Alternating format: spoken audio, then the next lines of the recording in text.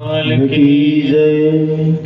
तो भगवान की माया बड़ी विचित्र है, जिसके वशीभूत होकर के सारा संसार नृत्य कर रहा है, नाच रहा है, पर बच वही पाते हैं जिस पर गुरु गोविंद की कृपा हो जाती है।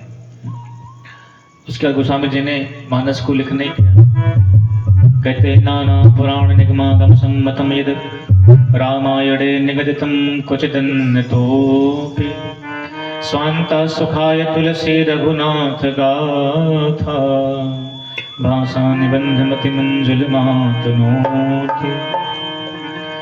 इस मानस में नाना पुराण आगम निगम इन सब का जो सार सर्वस्व है वो मैं इसमें लिख रहा हूँ, और कुछ दिन तोपी कुछ अपने भाव भी जो अन्यत्र नहीं मिलते हैं उनको भी इसमें मैं लिख रहा हूँ। और कहते हैं मैं अपने स्वांता सुख के लिए इस मानस को लिख रहा हूँ। उसके बाद गोस्वामी जी महाराज ने प्रारंभ में 5 सोरठा लिखा है कि जो सुमिरत सिद्ध होई गणनायक करिबर बदन करो अनुग्रह सोई बुद्धिरास शुभ गुण सदन। जिनका स्मरण करने मात्र से सिद्धि प्राप्त हो जाती है, वो गणेश जी हम पर कृपा करें। किसी ने कहा बाबा इतने बुजुर्ग हो गए हो, बुढ़े हो गए हो, इस उम्र में सिद्धि क्या करोगे? गोस्वामी जी ने कहा भैया मैं किस सिद्धि की बात कर रहा हूं आप समझे नहीं। कि साधन सिद्ध राम पद में हो मोहि लखि परत भरत मत ए हो। मैं श्री राम जी के चरणों में मेरा निश्चल प्रेम हो जाए, उनके चरणों की भक्ति रूप सिद्धि में चाहिए, तो संसार की लौकिक सिद्धि नहीं चाहिए। इसलिए मैं सिद्धि मांग रहा हूं। और कहते मोक होई बाचाल पंगु चढ़े गिरिवर गहन जासु कृपा सुदयाल करो कृपा मर्दन मयन। तो भगवान से कहते हैं कि मोक हुई बाचाल, जिन रघुनाथ जी की कृपा से गूंगा व्यक्ति भी बोलने वाला हो जाता है, लंगड़ा व्यक्ति पहाड़ चलने वाला बन जाता है, जासु कृपा सु दयालु द्रवहु सकल कलिमल दहन। वो रघुनाथ जी हम पर कृपा करें। प्रश्न ये उठता है कि क्या भगवान ने कभी किसी गूंगे व्यक्ति को बुलाया है? कोई प्रमाण है शास्त्र में? बोले बिल्कुल है। कौन प्रमाण है? बोले ध्रुव जी महाराज। अब क्योंकि ध्रुव जी महाराज के तो बोलते थे, उनके बोली थी, गूंगे थोड़ी थे, वो तो सब कुछ बोलते थे। पर बोले जब ध्रुव जी महाराज तपस्या करने के लिए गए तो भगवान श्री हरि उनके सामने आए, और वो तो आंखें बंद करके अपने हृदय में भगवान श्री हरि की झांकी देख रहे हैं। भगवान ने सोचा भला आदमी देखता तक नहीं मेरी तरफ, 1 घंटे से ऊपर हो गए खड़े खड़े, पैर दुखने लगे, देखेगा कब? तो भगवान ने सोचा अच्छा इसको इसके हृदय में मेरी जो झांकी दिख रही है, मेरा जो रूप दिख रहा है, उस रूप को मैं अपना अंतर ध्यान कर लेता हूँ। जैसे ही भगवान ने अंतर ध्यान किया उस रूप को, तुरंत ध्रुव जी छटपटा के आंख खोले तो जो झांकी भगवान के हृदय में दिख रही थी वही झांकी सामने दिखाई पड़ी। भगवान श्री हरि शंख चक्र गदा पद्म लिए सामने खड़े हुए हैं, चतुर्भुज नारायण। और देखते ही ध्रुव जी महाराज सोचने लगे कि बोलूं क्या, कभी विद्यालय गया हूं तब तो भगवान की स्तुति करें, स्कूल का मुंह कभी देखा नहीं तो क्या बोलूं। तब भगवान उनके हृदय की बात जान गए और अपने वेदमय शंख को भगवान ने ध्रुव जी के गालों में छुपा दिया। स्पर्श बाला कृपया कपोलम।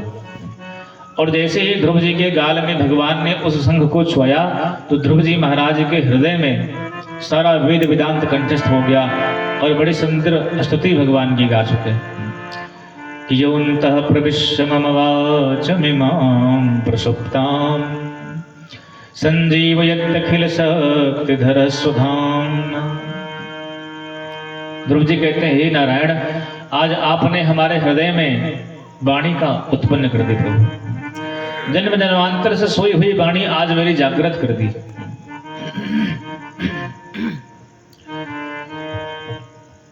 देखो भगवान किसी को वाणी देंगे तो बाचाल नहीं बनाएंगे। बाचाल का मतलब क्या होता है? जो ऊट पटांग बोलता रहे दिन भर उसको बाचाल बोलते हैं। लेकिन वाचाल का अर्थ क्या होगा? वाचा अलम कृतम वाचालम। भगवान जब किसी व्यक्ति को वाणी देंगे तो उसको जो है ऐसी वाणी देंगे कि वो वाणी प्राप्त करके भगवान के नाम को छोड़ के दूसरा कोई शब्द गाएगा नहीं। इसलिए जिसके हृदय में भगवान की वाणी आती है तो भगवान के राम के नाम को छोड़ करके और कोई शब्द उसके मुख से नहीं निकलता भैया। इसलिए ध्रुव जी महाराज कह रहे हैं कि आज आपने हमारी जन्म जन्मांतर की सोई हुई वाणी जगा दी। और हम भी बताएं आपसे, जब हम संसार की बातों की चर्चा करते हैं, संसार की चर्चा करते हैं, संसार के लोगों की बातों की चर्चा करते हैं, तो समझ लो हमारी वाणी सोई हुई है। लेकिन जब भगवान के नाम का कीर्तन करते हैं, जब इस मुख से, इस वाणी से भगवान के नाम का कीर्तन होता है, तब समझो कि हमारी वाणी जागी हुई है। देखो, एक बार व्यास जी महाराज के पास में कुछ शिष्य आए और व्यास जी ने उनसे पूछा कि भाई बताओ संसार का आश्चर्य क्या है। किसी ने कहा कि हमारा विवाह होता है, यह आश्चर्य है। किसी ने कहा हमारे संतान होती है, यह आश्चर्य है। सबने अपने अपनी मति के अनुसार बताया कि संसार का यह आश्चर्य है। पर श्री वेदव्यास जी महाराज बोले ये कुछ आश्चर्य नहीं है। अच्छा महाराज, तो क्या आश्चर्य है? तो बड़ी सुंदर बात व्यास जी कहते हैं कि सुलभम भगवन नाम, सुलभम भगवन नाम, जिह्वा चव समर्थनी, तथापि नरकं यान्ति किमाश्चर्यमतः परम्। भगवान का नाम बड़ा सुलभ है। बोले जय सिया राम। अपने का नहीं बोलेंगे, कहीं नहीं बोलो भैया। बोले बड़ा महंगा मिलता है, पहले 500 रुपये तोला था, अब 2500 रुपये तोला हो गया भगवान का नाम। बताओ भगवान के नाम को लेने में पैसा लगता है? बोले नहीं लगता है। बोले चलो नाम तो मिलता है फ्री में, पर उस नाम को लेने की व्यवस्था कुछ नहीं है। बोले जिह्वा चव समर्थनी, ये जिह्वा समर्थ है। भगवान का नाम मिलता है फ्री में, उस नाम को लेने वाली जो जीभ है हमारे बस में है। फिर भी हम भगवान का नाम नहीं लेते हैं, बार बार जन्मते हैं, बार बार नरक में जाते हैं। इससे बड़ा संसार का कोई आश्चर्य नहीं है। ये सबसे बड़ा आश्चर्य है। तो चलो भैया 2 मिनट भगवान का नाम ले लियो सभी। जब सबसे झपकी मारता सोए लगे सभी, तो सोइए नहीं, 2 मिनट बड़े प्रेम से ताली जाके सभी लोग अपने मुख से भगवान का नाम लेंगे।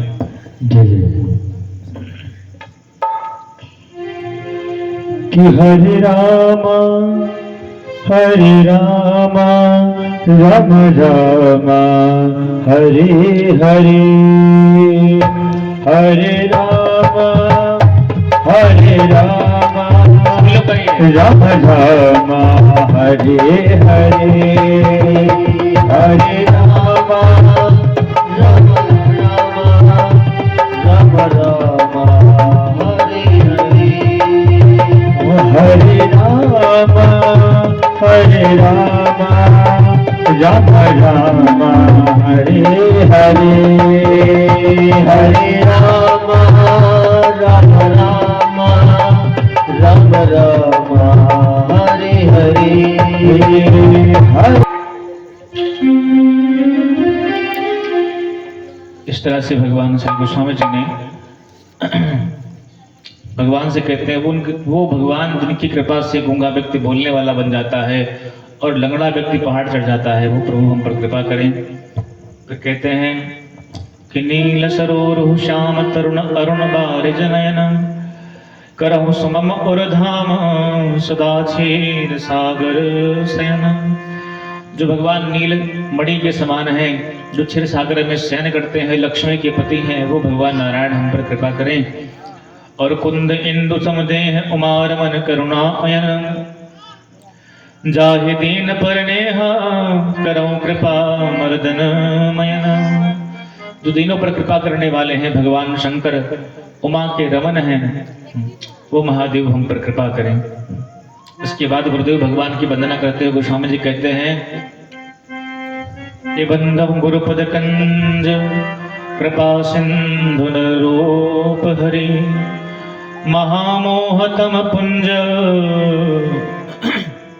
जासु वचन रवि कर निकर। मैं गुरुदेव भगवान की वंदना करता हूँ जो साक्षात नर रूप में हरि ही हैं। तो भगवान है ना, प्रत्यक्ष हमारे पास नहीं आते हैं, कोई न कोई रूप लेकर के आते हैं। भगवान को मनुष्य बन के आना पड़ा, रामकृष्ण के रूप में आए। उसी प्रकार से सदगुरु के रूप में भगवान हमारे और आपके जीवन में आते हैं। तो उन गुरुदेव भगवान के चरण कमलों की वंदना करता हूँ। बंदो गुरुपद कंज कृपा सिंधु नर रूप हरि। जो कृपा के सिंधु है, नर रूप में साक्षात हरि हैं। और महामोह तुम पुंज जासु वचन रवि करने कर। जिनकी कृपा से महामोह रूपी जो तम है, जो अज्ञान अंधकार है, वो नष्ट हो जाता है। देखो, दो मोह है, एक मोह है, दूसरा महामोह है। और दो रात्रियां हैं, एक पूर्णिमा की रात है और एक अंधेरिया की। तो एक शुक्ल पक्ष की रात्रि है, दूसरी कृष्ण पक्ष की रात्रि है। जो शुक्ल पक्ष की रात्रि होती, कृष्ण पक्ष की रात्रि होती है, उसमें कुछ दिखाई नहीं पड़ता महाराज, अपना हाथ तक नहीं दिखता है। और जो शुक्ल पक्ष की रात्रि है, उसमें चंद्रमा की रोशनी में कुछ ना कुछ तो दिखता है। तो जो मोह रात्रि है वो शुक्ल पक्ष की रात्रि है, चांदनी रात है। और जो महामोह रात्रि है वो कृष्ण पक्ष की अंधेरिया रात है, कुछ दिखता नहीं है। तो जो गुरुदेव भगवान की कृपा से महामोह रूपी जो अंधेरी है, वो अंधेरिया उन गुरुदेव भगवान के वचनों से नष्ट हो जाती है। इसलिए उनके वचन किसकी करनी करते हैं? बोले जासु वचन रवि करनी कर। जिस प्रकार से रात्रि का अंधकार दूर करने के लिए सूर्य भगवान के किरणों की आवश्यकता पड़ती है, उसी तरह से हमारे हृदय के अंधकार को दूर करने के लिए गुरुदेव भगवान के वचनों की आवश्यकता पड़ती है। भागवत में सूत जी महाराज से सौनकाद ऋषि कहते हैं कि अज्ञान ध्वांत विध्वंस कोटि सूर्य समप्रभा सोताख्या हि कथा सारम मम कर्ण रसायनम। हे सूत जी महाराज, अज्ञान ध्वांत विध्वंस कोटि सूर्य समप्रभा। आपके जो वचन हैं वो करोड़ों सूर्य के समान हैं और हमारे हृदय का जो अंधकार है उसको दूर कर सकते हैं। इसलिए आप कृपा करके हमको अपने वचनों से हमारा अज्ञान अंधकार दूर कर दीजिए। तो वो गुरुदेव भगवान के वचन हैं। और भैया, गुरु की महिमा कहां तक कही जाए। गुरु बिन भव निधि तरही न कोई, जो बिरंच शंकर सम होई। गुरु की कृपा के बिना भवसागर से कोई पार हो सकता नहीं है। बिरंच मतलब ब्रह्मा, शिव मतलब शंकर के समान भी हो जाए तब भी। आइए अपने गुरुदेव भगवान को हम भी प्रणाम कर ले। ओम मंगलम ओंकार मंगलम, ओम मंगलम ओंकार मंगलम, ओम मंगलम ओंकार मंगलम, ओम मंगलम मंगलम, ओम मंगलम ओम मंगलम ओंकार मंगलम, ओम मंगलम ओंकार मंगलम। गुरु मंगलम गुरु पाद मंगलम, गुरु पाद मंगलम, गुरु मंगलम गुरु पाद मंगलम, गुरु मंगलम गुरु पाद मंगलम। ओम मंगलम ओंकार मंगलम, ओम मंगलम गुरु पाद मंगलम, ओम मंगलम ओंकार मंगलम, ओम मंगलम ओंकार मंगलम। गुरु मंगलम गुरु पाद मंगलम, गुरु मंगलम गुरु पाद मंगलम, गुरु मंगलम गुरु पाद मंगलम, गुरु मंगलम गुरु पाद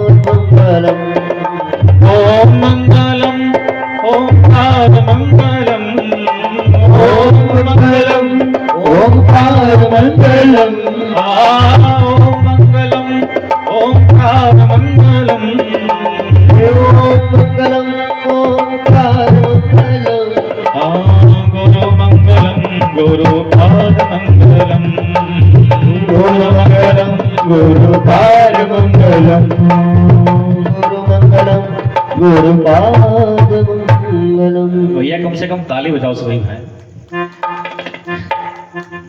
सब लोग ऐसे बैठे लग रहा है कि मतलब एकदम सुस्त बैठे हो।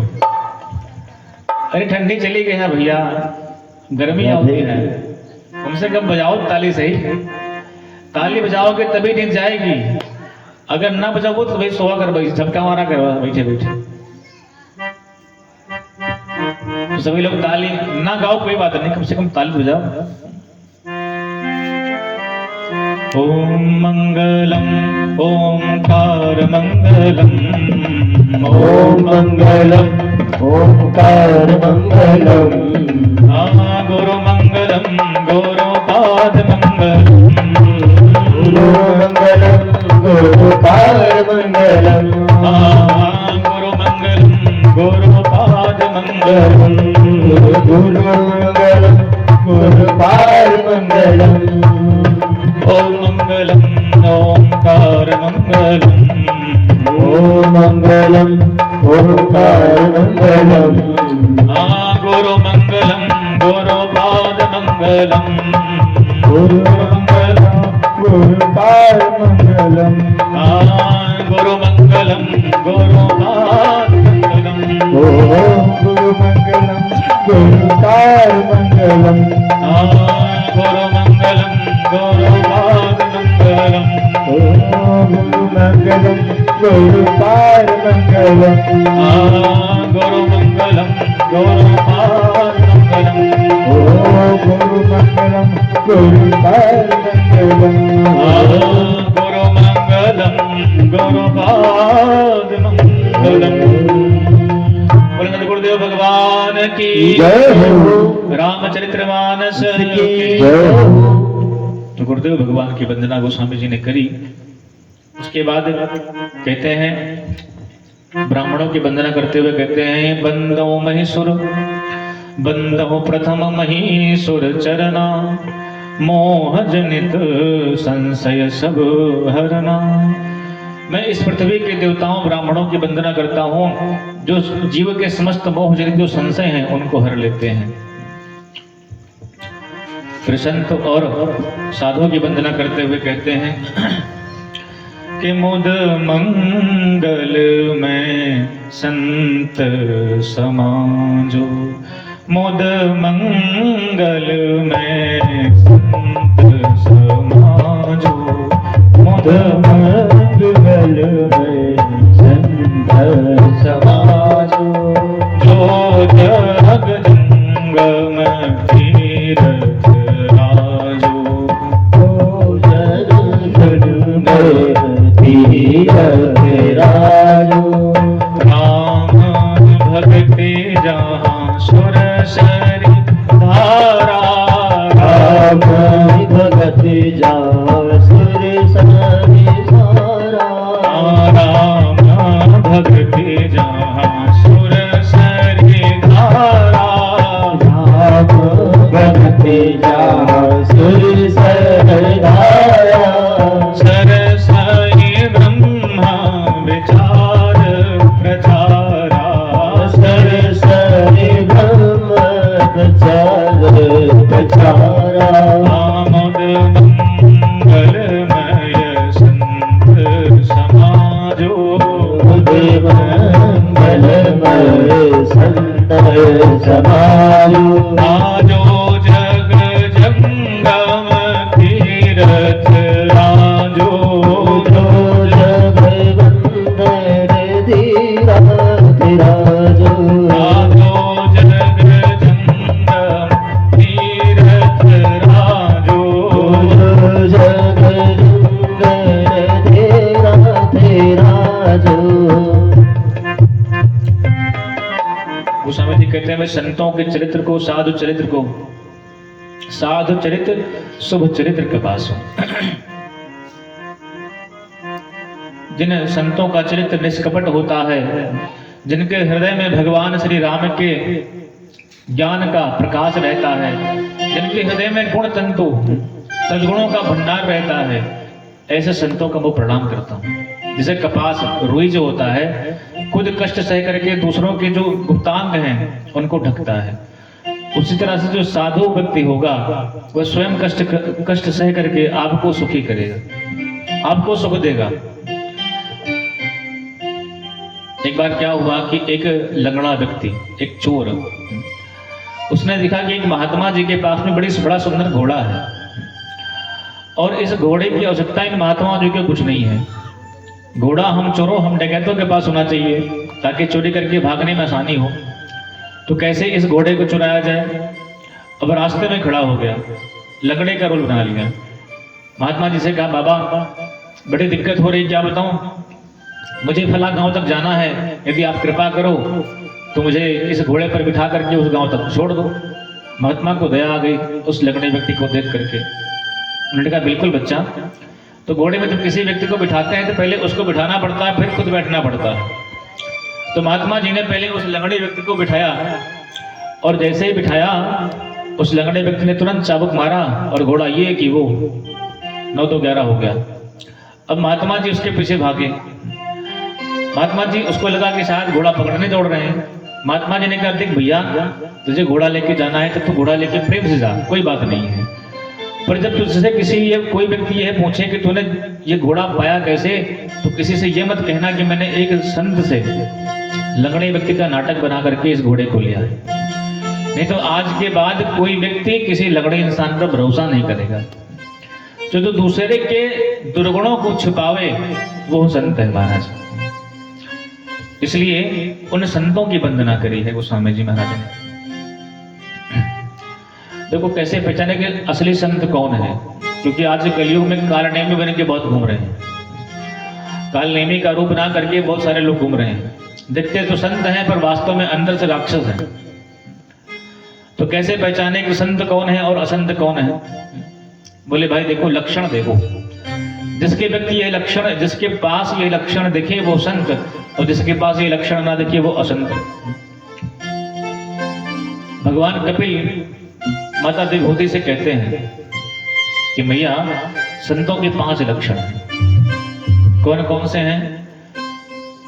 कि तितिक्षवः कारुणिकाः सुहृदः सर्वदेहिनां अजातशत्रवः शान्ता साधवः साधुभूषणात्। प्रथम लक्षण संतों का क्या है? बोले तितिक्षवः, सहिष्णु होते हैं।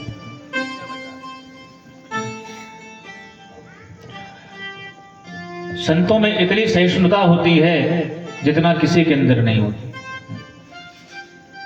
और दूसरा कारुणिकाः, उनमें करुणा होता है। संत जो होते हैं वो अपने दुख से दुखी नहीं होता है, दूसरे व्यक्ति के दुख को देख करके संत दुखी होते हैं। पर दुख द्रवहि संत सुपुनीता, मानसकार कहते हैं। दूसरे को दुख को देख करके संत लोग दुखी हो जाते हैं। और तीसरा लक्षण सुहृदः सर्वदेहिना, सब जीवों में प्रेम करते हैं, क्योंकि उमाज राम चरण रति विगत काम मद क्रोध। और निज प्रभु मय देख ही जगत, तो के सन करही विरोध। जिनको संसार के कण कण में अपने सीताराम जी दिखाई पड़ते हैं, तो विरोध करें तो किससे करें? ऐसे समझो भैया, कभी हम भोजन करते हैं ना तो खाते खाते हमारी जीभ कट जाती है। कटती नहीं कटती है? कटा तो नहीं कटती, कटती है ना। अब दांतों से जीभ कटी है। अब दांत कहें, कोई व्यक्ति कहे ये 32 के 32 दांत इस कोमल जिह्वा को काटते रहते हैं, जरा उठाओ हथौड़ा और एक आध दांत तोड़ डालो। तोड़ो कुछ नहीं, कोई नहीं तोड़ेगा। क्यों? जानते हैं जीभ कटी है तो कम दर्द हुआ है, और दांत तोड़ेंगे तो अधिक दर्द होगा। वैसे संत जानते हैं जैसे जीभ कटती है तब भी दर्द हमको होता है, और दांत को तोड़ेंगे तब भी दर्द हमें ही होगा। वैसे साधु पुरुष जो होते हैं सुहृदय होते हैं। यदि मैं किसी को कष्ट दूंगा तब भी दर्द राम जी को होगा, और कोई मुझे कष्ट देगा तब भी दर्द राम जी को ही होगा। जैसे जिह्वा स्वयं कष्ट सह लेती है पर दांत को कष्ट होने देती नहीं है, वैसे जो संत होते हैं स्वयं कष्ट सह लेते हैं पर जो उसका दुश्मन है संसार को कभी कष्ट देने का प्रयास करते भी नहीं है, हमेशा सबके मंगल की भावना करते हैं। इसलिए संतों का दूसरा लक्षण है सुहृदः सर्वदेहिनां, समस्त जीवों में अपने आत्मा को, अपने परमात्मा को देखते हैं, इसलिए उनका कोई वैरी नहीं है और अजात शत्रु होते हैं। और उनकी इंद्रियां जो हैं उनके अपने वश में हैं, शांता। ये 5 लक्षण संतों के भगवान कपिल ने माता देवहूति को बताया है, भागवत के अंदर बता रहा हूं।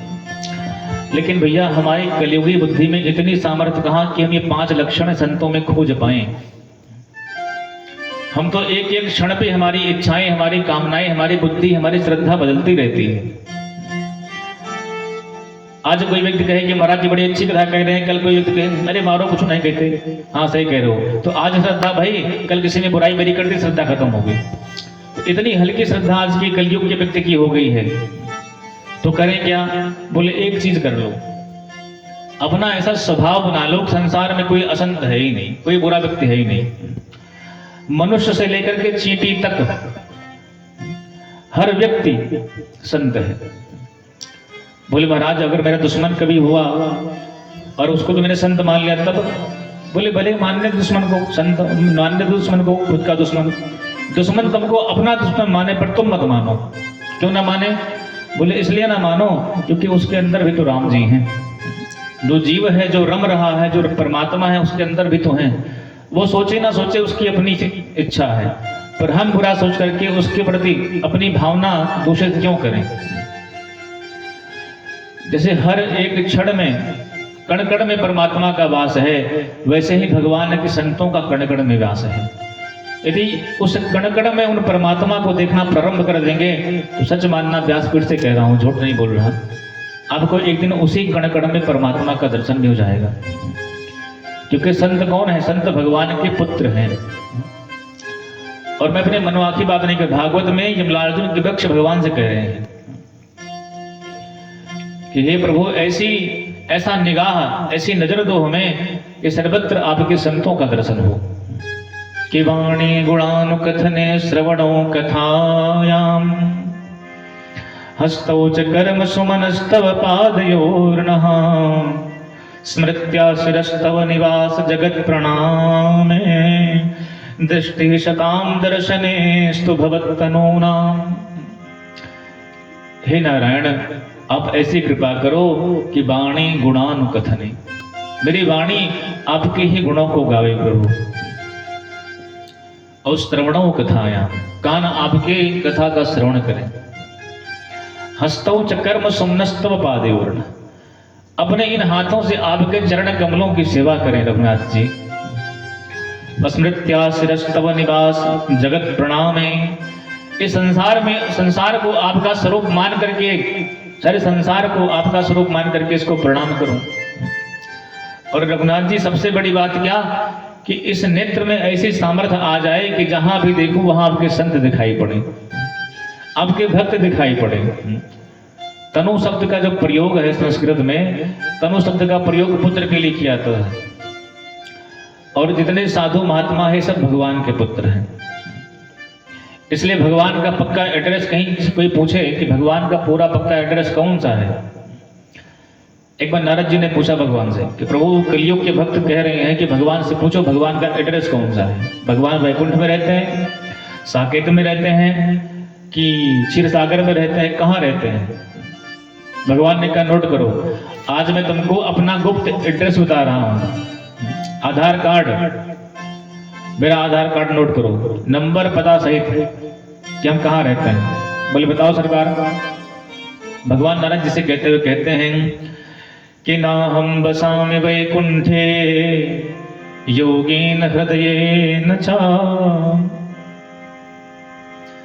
मदभक्ता यत्र गायन्ति तत्र तिष्ठामि नारदम। अरे नारद सुनो, मेरा जो पक्का एड्रेस है वो कौन सा है? बोले ना हम बसामि वैकुंठे, मैं वैकुंठ में नहीं रहता। अच्छा महाराज, तो योगियों के हृदय में रहते होगे।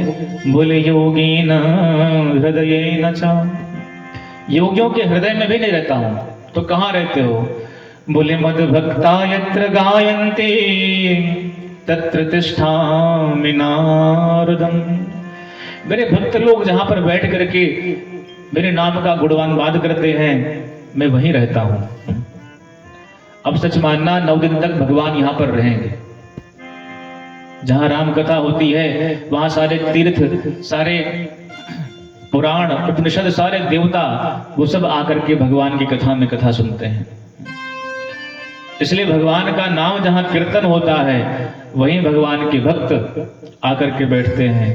तभी संत लोग कहते हैं ना कि हमारो धन राधा श्री राधा, श्री राधा हमारो धन राधा, श्री राधा, श्री राधा हमारो धन राधा, श्री राधा, श्री राधा हमारो धन राधा, श्री राधा, श्री राधा हमारो धन राधा, श्री राधा, श्री राधा परम धन राधा राधा राधा राधा परम धन राधा राधा राधा राधा राधा परम धन राधा राधा राधा राधा राधा परम धन राधा राधा राधा राधा राधा हमारो धन राधा श्री राधा, श्री राधा हमारो धन राधा, श्री राधा, श्री राधा बरसाने वाली राधा राधा राधा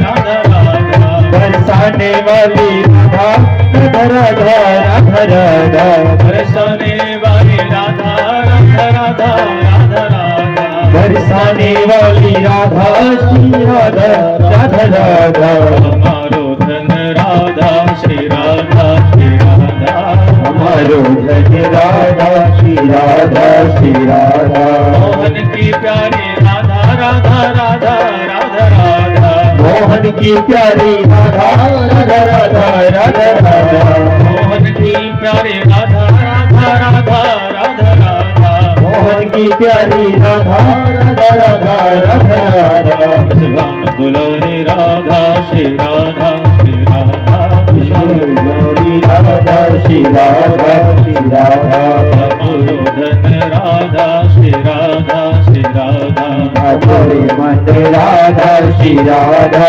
श्री राधा हमारो धन राधा श्री राधा, श्री राधा हजूर मन राधा, श्री राधा, श्री राधा धन राधा श्री राधा, श्री राधा जीवन धन राधा राधा राधा राधा राधा जीवनो धन राधा राधा राधा राधा राधा हमारो धन राधा, श्री राधा, श्री राधा हमारो धन राधा, श्री राधा, श्री राधा हमारो धन राधा, श्री राधा, श्री राधा राधा, श्री राधा, श्री राधा हमारो धन राधा, श्री राधा, श्री राधा राधा रानी की जय हो, बुलाने वाली की जय हो, राजा रामचंद्र भगवान की जय हो, भक्त बलवंत हनुमंत लाल की जय हो।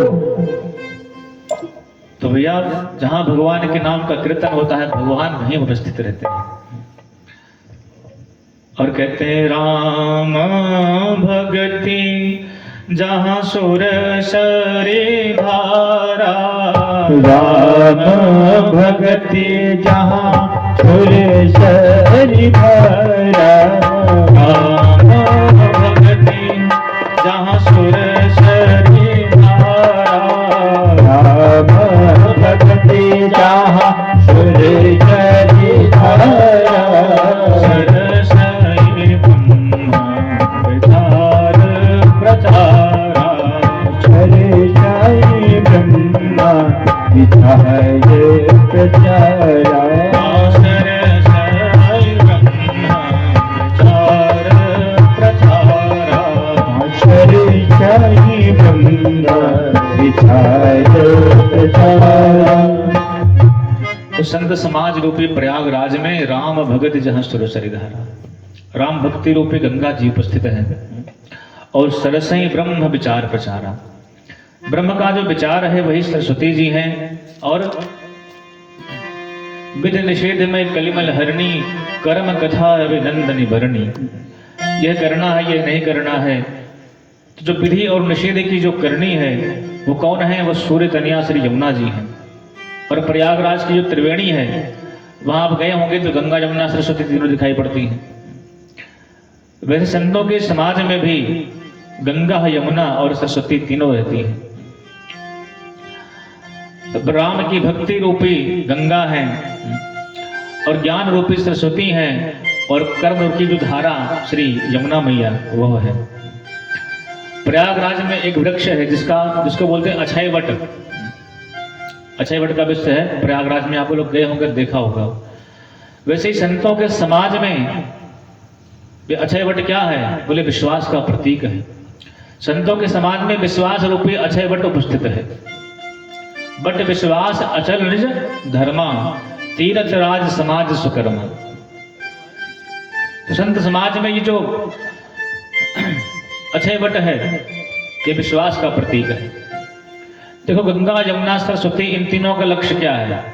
समाज का हित करते हुए गंगा सागर तक की यात्रा पूरी करना। अंतिम लक्ष्य तो गंगा सागर है। वैसे ही संतों का जो तीर्थराज है उसका लक्ष्य क्या है?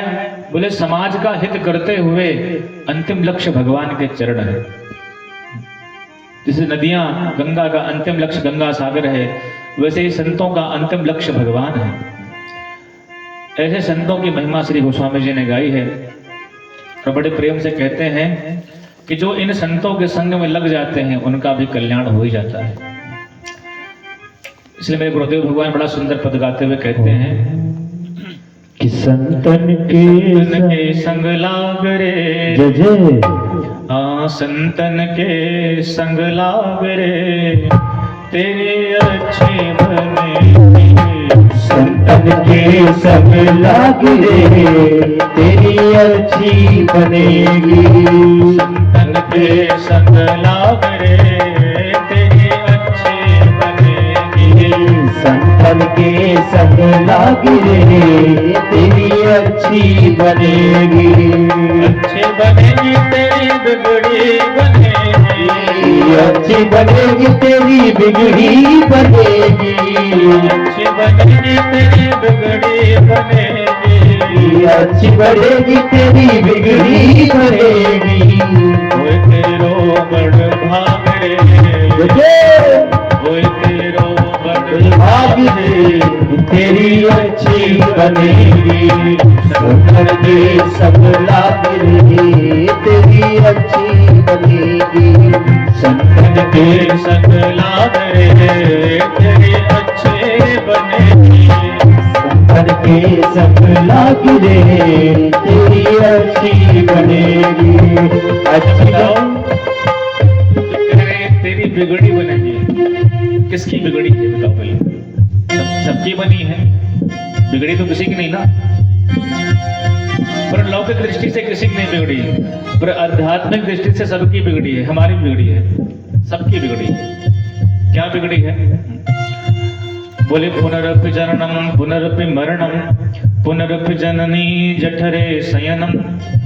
बार बार जन्मना, बार बार मरना, यही बिगड़ा हुआ है। पर ये बार बार जन्मना, बार बार मरना खत्म कब होगा? बोले संतन के संग लाग रे, तेरी अच्छी बनेगी। संतन के संग लाग रे, तेरी अच्छी बनेगी। अच्छी बनेगी तेरी बिगड़ी बनेगी। अच्छी बनेगी तेरी बिगड़ी बनेगी। कोई तेरो बड़ भाग रे, तेरी अच्छी बनेगी। तेरो बड़ भाग रे, तेरी अच्छी बनेगी। संतन संग करी पुण्य कमाई। ओ संतन संग करे पुण्य कमाई। संतन संग करी पुण्य कमाई। संतन संग करे पुण्य कमाई। राम चरण अनुराग रे, राम चरण अनुराग रे, तेरी अच्छी बनेगी। चरण अनुराग रे तेरी अच्छी बनेगी। संतन के संग लाग रे तेरी अच्छी बनेगी। बोले भैया किसी की बनी आज तक? आप कह दो संतों के संग में लगो बन जाएगी, और आज तक कितने लोगों की बनी बताओ तो सही, प्रमाण है? बोले बिल्कुल है। कौन कौन है? तब कहते हैं ध्रुव जी की बन गई, प्रहलाद जी की बन गई, ध्रुव जी की बन गई, प्रहलाद जी की बन गई, ध्रुव जी की बन गई, प्रहलाद जी की बन गई, ध्रुव जी की बन गई, प्रहलाद जी की बन गई, ध्रुव जी की बन गई, प्रहलाद जी की बन गई, ध्रुव जी की बन गई, प्रहलाद जी की बन गई, ध्रुव जी की बन गई, प्रहलाद जी की बन गई, ध्रुव जी की बन गई, प्रहलाद जी की बन गई। हरि सुमिरन में लाग रे, हरि सुमिरन में लाग रे तेरी अच्छी बनेगी। हरि सुमिरन में लाग रे तेरी अच्छी बनेगी। सत्संग में संग लाग रे तेरी अच्छी बनेगी।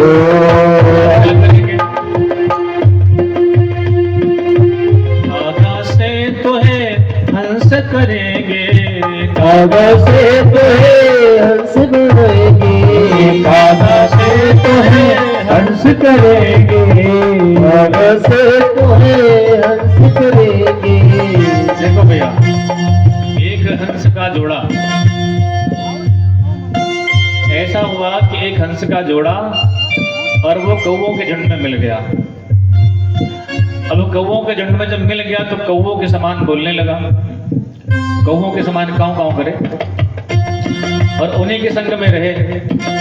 और एक दिन हंस का जोड़ा ने देखा कि इन काले कौवों के बीच में सफेद हंस, ये तो हमारी बिरादरी का है, यहाँ क्या कर रहा भाई? उसको बुलाया और उससे कहा कि देख तुम्हारी बिरादरी का है, इन कौवों के बीच में मत रहे। बोला सुनो महाराज, आज 10 साल हो गए हम इन्हीं साथ में रह रहे हैं, ये हमारे खानदान के हैं। तो बोले चलो हम तुमको दिखाते हैं कि तुम किस खानदान को। उसको ले गए सरोवर में, और जब उसकी शकल को दिखाया तो वैसे ही धवल सफेद, और जब सफेद दिखा तो बोला हाँ महाराज हम भी आपके खानदान के हैं, 10 साल से हम अब तक यही समझ रहे थे कि हम तो कौवा हैं। बोले नहीं नहीं भैया तुम तो हंस हो, कौवा नहीं हो, वही हाल हमारा हो गया। इस माया के कीचड़ में पड़ करके हम भी अपने आप को भूल गए हैं और सोचते हैं कि हम भगवान, हम माया के साथ में रह के हम भी कौवा बन गए हैं, काम करते रहते दिन भर। पर जब किसी संत सदगुरु की दृष्टि हम पर पड़ती तब दिखाता है कि माया के ओ मुसाफिर, आगे की कुछ खबर है, इस घर के आगे एक दूसरा भी घर है। तो संत जन ही बताते हैं। तभी तो कहा कागा से तो है हंस करेंगे, कागज से तो है हंस करेंगे, कागज से तो है हंस करेंगे। मिट जाए उर के दाग, मिट जाए उर के दाग रे तेरी अच्छी बनेगी। करके सब लाग रे तेरी अच्छी बनेगी। अच्छी बनेगी तेरी अच्छी बनेगी, अच्छी बनेगी तेरी अच्छी बनेगी। ये जाग सको तो लाग रे तेरी अच्छी बनेगी। जाग सके तो जाग रे तेरी अच्छी बनेगी। कहत कबीर राम सुमिरन में, कहत कबीर राम सुमिरन में, कहत कबीर बात कबीर राम सुमिरन में, राम सुमिरन में हो, राम सुमिरन हो राम सुमिरन में, राम सुमिरन में। कहत कबीर राम सुमिरन में, कहत कबीर राम सुमिरन में। मांग सके तो अब मांग रे, मांग सके तो अब मांग रे, तेरी अच्छी बनेगी। मांग सके तो मांग रे तेरी अच्छी बनेगी। संतन के संग लाग रे तेरी बनेगी, संत की संग लाग रे तेरी अच्छी बनेगी, संतन की संग लाग रे तेरी अच्छी बने, तेरी अच्छी बनेगी, तेरी अच्छी बनेगी। गुरुदेव भगवान की जय हो, उमापति महादेव की जय हो। तो इस प्रकार से संतों के समाज की वंदना गोस्वामी जी करते हुए कहते हैं कि बिनु सत्संग विवेक न होए, बिनु सत्संग विवेक न होए, बिन सत्संग विवेक न होई, राम कृपा बिन सुलभ न सोई, राम कृपा बिन सुलभ न सोई, बिनु सत्संग विवेक न होए, बिन सत्संग विवेक न होई, सत्संगत मुद मंगल मूला, सत्संगत बिन मंगल मूला, सुफल सिद्धि सब साधन भोला, साधन भोला, वाल्मीक नारद घट जोनी, वाल्मीक नारद घट जोनी, निज निज मुख निकही निज होनी, निज निज मुख निज होनी होनी, जल तल थल चर नभ चरनाना, जल तल जल नभ चरनाना, जे जड़ चेतन जीव जहाना, जड़ चेतन जड़ जहाना, जे जड़ चेतन जीव जहाना, जड़ चेतन जीव देन जहाना, बिन हरि हर कवि गोविंद बानी, बिन हर गोविंद होन की हानि, कहत साधु महिमा सकुचानी, कहत माते सच हो सक जानी, सत्संग विवेक न होई, बिना सत्संग विवेक न होई, राम कृपा बिन सुलभ न सोई, राम कृपा बिन सुलभ न सोई।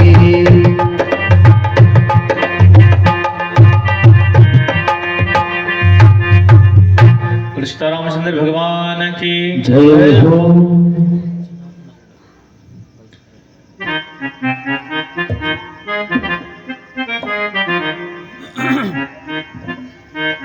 सत्संग की महिमा कहते हुए कहते हैं स्वामी जी कि बिन सत्संग विवेक न हुई, बिना सत्संग के विवेक प्राप्त नहीं होता है।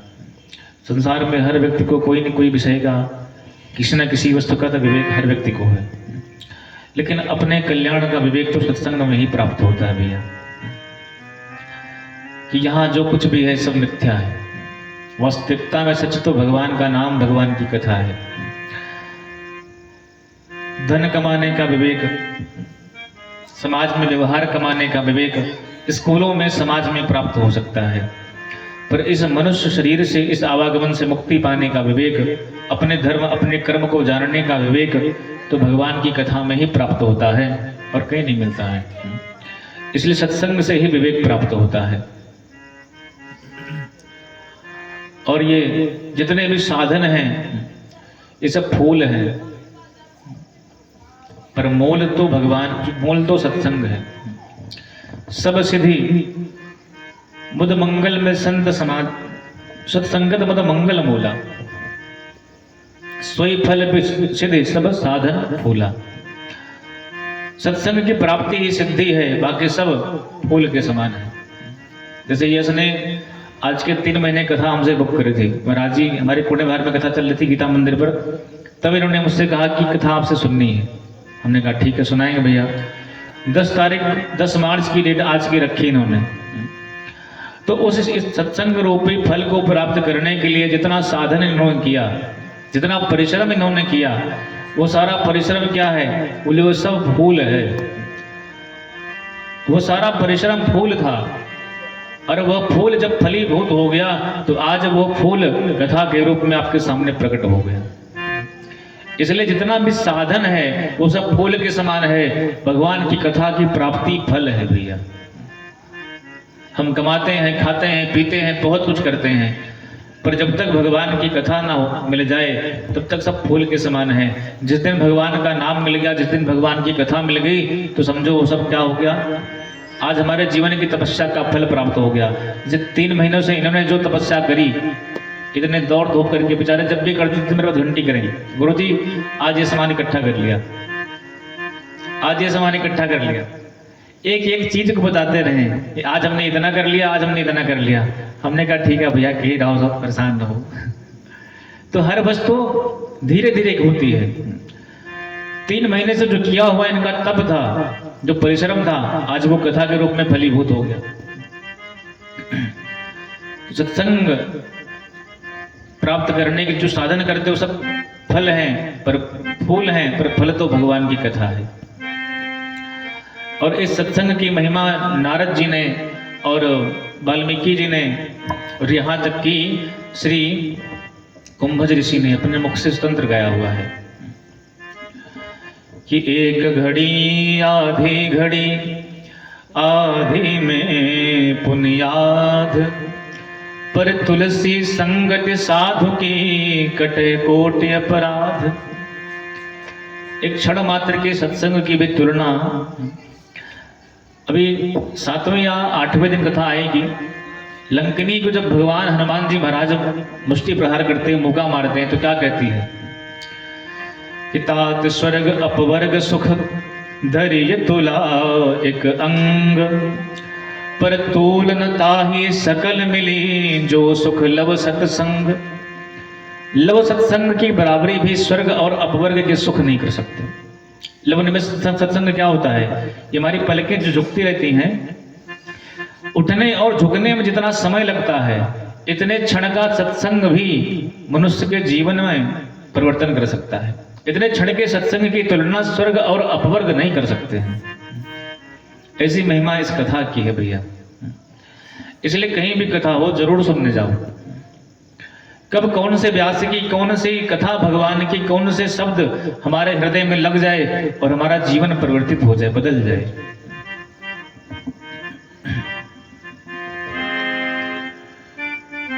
इस कथा की महिमा सबने अपने मुख से गाई है। इसलिए एक संत कहते, बड़ी सुंदर बात कहते हैं कि यह अवसर फिर नहीं मिलने का, यह अवसर फिर नहीं मिलने का, सत्संग करो सत्संग करो, यह अवसर फिर नहीं मिलने का।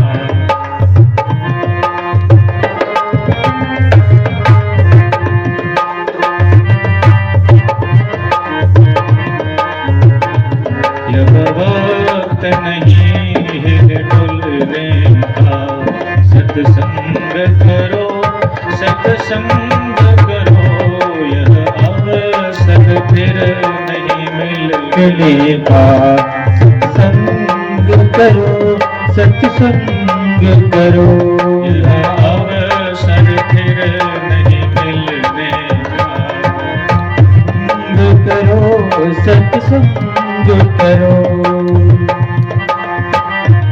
और कवि ने कितनी सुंदर सुंदर बातें इसमें दी हुई है।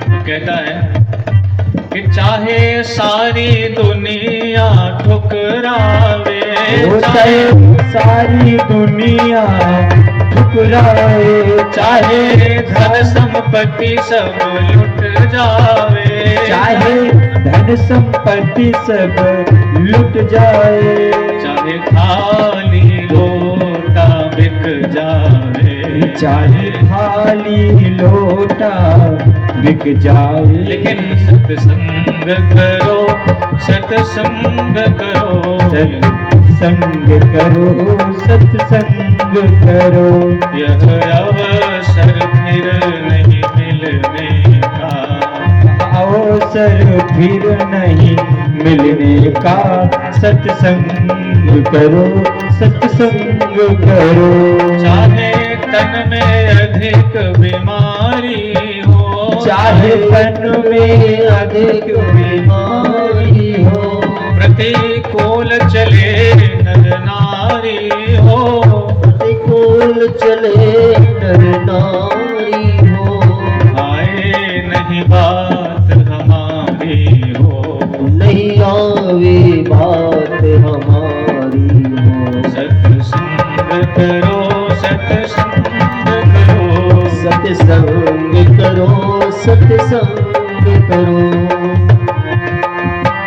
यह अवसर फिर नहीं मिलने यह अवसर फिर नहीं मिलने का सत्संग करो सत्संग करो यह अवसर फिर नहीं मिलने का सत्संग करो सत्संग करो सीता रामचंद्र भगवान की जय हो सत्संग की बड़ी महिमा है पर ये सत्संग मिलता बड़ी कठिनाई से है क्योंकि यही सर आवत अति कठिनाई राम कृपा बिन आव न जाए बिना राम जी की कृपा के इस सरोवर में आ नहीं मिलता है इसलिए हम सब इस राम कथा रूपी इस सरोवर को सुनने के लिए बैठे हुए हैं इसमें हमारे भाग्य तो हैं कि हमें कहने को मिल रहा है पर हमसे कम भाग्य आपके नहीं है कि आपको सुनने को मिल रहा है तो ये कथा की महिमा भगवान की है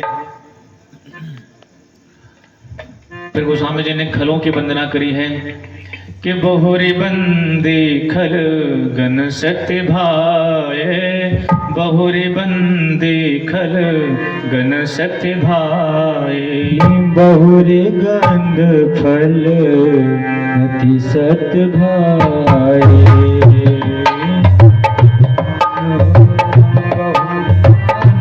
फल गति सत भाई जे बिनु काज दाहिने बाएं ये दिन काज आज दिन पाए खलों की वंदना करते गोस्वामी जी कहते हैं बहुरी बंद खल गन सत्य भाई मैं खलों को बार बार वंदना करता हूँ अच्छा बार बार क्यों प्रणाम कर रहे हैं आप लोगों ने देखा होगा समाज में भी देखा होगा जो दुष्ट प्रवृत्ति के लोग होते हैं उनको बार बार लोग प्रणाम करते हैं देख भैया जिसको मैं बार बार प्रणाम करता हूँ तो अपना बुद्धि दिमाग सही रख मुझे कुछ नहीं चाहिए बस तुम सही रहो बस मेरे काम में टांग अड़ाने मत दो इसलिए गोस्वामी जी ने कहा सोचा कि कहीं ये लोग विघ्न उपस्थित कर दें इसलिए सबको वंदना कर ली गोस्वामी जी ने और खल कैसे हैं खल में दो शब्द हैं खा और ला जो खावें और लड़ें वही है कौन बोले खल है जिनका खाली एक ही काम है खाना और लड़ना पेट भर के खाएंगे खूब लड़ेंगे महाराज वो कौन है बोले वो खल है और जिन खलों का कोई व्यक्ति हित करता है तो उनको बुरा लगता है जो अपने हितैषी हैं उन्हीं के बारे में वो गलत सोचते हैं और अपने से आगे कोई बढ़ता हुआ दिखता है तो उनको सहन नहीं होता है हमसे आगे किस चला गया ये ऐसे खलों की वंदना कही गोस्वामी जी महाराज ने जो दूसरे के उपकर्ष दूसरे के तरक्की को देख नहीं पाते हैं एक बार एक व्यक्ति शंकर जी की खूब तपस्या करी महाराज शंकर जी प्रसन्न भय बोला देख तेरी तपस्या से मैं बड़ा प्रसन्न हूं मैं तुझको एक बढ़िया घंटा दे रहा हूं जिस वस्तु की तुझको आवश्यकता हो इसको बजा लेना मिल जाएगा बोले महाराज बड़ी कृपा करी आपने आज तपस्या मेरी सफल हुई आपने घंटा दिया हम बजाएंगे बिल्कुल मेरा काम हो जाएगा पर शंकर जी ने कहा सुन मेरी पूरी बात सुन ले अच्छा महाराज क्या बात है बोले जो वस्तु तुम एक मांगोगे तुम्हारे पड़ोसी को डबल मिलेंगी थोड़ा संकोच हो गया हे भगवान 4 महीने तपस्या हमने करी एक टांग पे खड़े होकर के हमको एक मिलेगा पड़ोसी को डबल मिलेगा पर संकोच कर लिया कि चलो ठीक है जहां कुछ नहीं वहां कुछ तो आएगा आ गया बेचारा अब उसने कहा कि हे प्रभु जी मेरे घर नहीं बढ़िया घर बन जाए तो उसका तो बढ़िया एक आलीशान मकान बना और पड़ोसी का डबल हो गया अब बड़ा परेशान, मेरे तो एक पड़ोसी के दो, कभी इस घर से निकले कभी उस घर से निकले, अब देख देख के चले बेचारा। फिर सोचा कि भगवान बहुत दिन हो गए, क्या बोलते हैं, बढ़िया कार हो जाए BMW। अब उसने घंटा बजा करके कहा, उसके एक BMW भाई पड़ोसी के डबल हो गई। अब वो एक में घूमे और दोनों में घूमे, कभी इस वाली को ले जाए कभी उस वाली को ले जाए, बड़ा परेशान हुआ। फिर सोचा कि भगवान मेरे तो विवाह नहीं हो रहा है, बढ़िया एक सुंदर सी विश्व सुंदरी पत्नी हो जाए। अब इसकी एक विवाह हुआ, पड़ोसी की डबल हो गई। अब और परेशान कि हे भगवान, हम तो एक चाहते थे, इसके दो मिल गई। उसने युक्ति निकाली, पत्नी ने कहा क्यों परेशान होते हो, कम से कम खाने पीने को तो मिल रहा है, कहाँ टेंशन लेते हो, पड़ोसी को डबल मिल रहा है, मिलने दो, क्या पता हमारे भाग्य से उसके भाग्य जुड़े हों। बोले नहीं देवी, 4 महीने तपस्या हमने करी है, उसको डबल क्यों मिले, मैं ऐसा होने दूंगा नहीं। तो क्या करोगे, बोले तुम देखो। उसने कहा कि हे भगवान, घंटा जी हमारे घर के सामने कुआं खुद जाए, तो उसके एक खुदा, पड़ोसी के डबल खुद गया। फिर भी संतोष नहीं हुआ उसको। अब क्या कह रहा है कि हे घंटा महाराज, मेरी एक आंख पधार जाए। तो उसकी तो एक कहानी भाई पड़ोसी की दोनों हो गई, इधर कुआं उधर कुआं, अंधा होकर इधर जाएगा तब भी कोई गिर के मरेगा, और उधर जाएगा तब भी कोई गिर के मरेगा। तो जो सज्जन लोग होते हैं ना, ऐसे ही होते हैं भैया, पड़ोसी का भी अपना उत्कर्ष देख नहीं पाते हैं। ऐसे लोगों को तो दूर से ही गोस्वामी जी ने बार बार प्रणाम कर लिया कि महाराज तुमको दंडवत है, 1000 बार दंडवत है। जो दुष्ट लोग कैसे हैं, बोले दूसरों की बुराई सुनने के लिए जिनके कानों में 1000 कान की ताकत आ जाती है, 10,000 कानों के समान उनके कान में ताकत आ जाती है। पुण्य प्रणव पृथुराज समान, पर अघ सुनई साहस 10 काना। दूसरे के पाप को सुनने के लिए जिनके पास 10,000 नेत्र के 10,000 कानों के समान शक्ति आ जाती है, और दूसरों की बुराई को वर्णन करने के लिए उनके मुख में भगवान शीश के समान ताकत आ जाती है, 1000 मुख हो जाते हैं। ऐसे उन खलों की वंदना की गोस्वामी जी महाराज ने। और अंत में कहते हैं, सिय राम मैं सब जग जानी, करहूं प्रणाम जोरे जुग पानी। मैं सबको सीताराम में जान करके सबको चरणों में प्रणाम करता हूँ। गोस्वामी जी कहते हैं, निज बल बुद्धि भरोस मोहि नाहि, ताते बिनय करऊं सब पाहि। मुझे अपनी बुद्धि और बल पर भरोसा नहीं है, इसलिए मैं सबको प्रणाम करते हुए कहता हूँ कि आप सब कृपा करो कि मैं राम जी की जो चर्चा है, जो कथा है, वो कह सकूं। अपने बल पर जीव कुछ नहीं कर सकता भैया। संसार में हम बहुत सारे काम करते हैं और उस काम को करने के बाद यदि यह घमंड करें कि हमने किया है, तो बहुत बड़ा अभिशाप होगा हमारे लिए। हम जो कुछ करते हैं भगवान के ही बल पर करते हैं, अपने बल पर हम कुछ नहीं कर सकते। जैसे मान लो मैं एक उदाहरण दे रहा हूं, सिंपल सा है, आज का ही है। एक कथा हो रही है, इसमें प्रयास भले ही इसने किया करवाने के लिए, पर मूल कृपा तो भगवान की थी। यदि वो इनके अंदर प्रेरणा ना करते थे, काहे के लिए बुलाते हमें? तो प्रेरणा करने वाले तो ठाकुर जी, तो रास्ता दिखाते भगवान हैं, चलना हमें स्वयं पड़ता है। उसी तरह से भगवान ने जो कुछ भी हम करते हैं, चाहे वो लौकिक कर्म हो चाहे पारलौकिक कर्म हो, वो सफल तभी होता है जब अपने भगवान को हम रिझा लेते हैं, उनको प्रणाम करते हैं, उनकी कृपा मानते हैं। विडंबना तो इस बात की है कि संसार में जब बनता है तो कहते हमने किया है, और जब बिगड़ता है तो भगवान के ऊपर सारा आरोप मर देते हैं कि भगवान ने बिगाड़ दिया। पर भागवत में बड़ा सुंदर प्रसंग आता है भैया। कुंती माता की 5 नाती, जिनको द्रौपदी के 5 पुत्रों को अश्वत्थामा ने मार दिया, 5 के 5 पुत्रों को मार दिया, लेकिन कुंती मैया ने एक बार भी कृष्ण से शिकायत नहीं करी कि तुम बड़े द्वारिकाधीश बनते हो, ब्रह्मांड के पति हो, तुम्हारे होते हुए मेरे 5 पति 5 पुत्र मर गए, तुम्हारा होने का क्या फायदा? कभी नहीं कहा। और हमारे घर में यदि कोई एक दरोगा भी हो जाए और उसके होते हुए घर में डकैती बढ़ जाए तो आदमी क्या कहेगा कि तहार दरोगा ही बेकार हो गया है। कौन बात दरोगा तुम भैया? तुम्हारे होते हुए घर में चोरी हो गई, तुम काय बात डरोगा। तुरंत उसको ताना मारता है।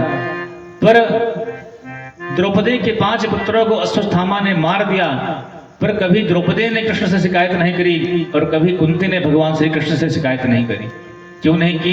क्योंकि उनको भगवान पर भरोसा था। जानती हैं कि व्यक्ति का जितना कर्म है, जो जितना कर्म लेकर के आया है, उतना कर्म बिना भोगी फुर्सत नहीं है भैया।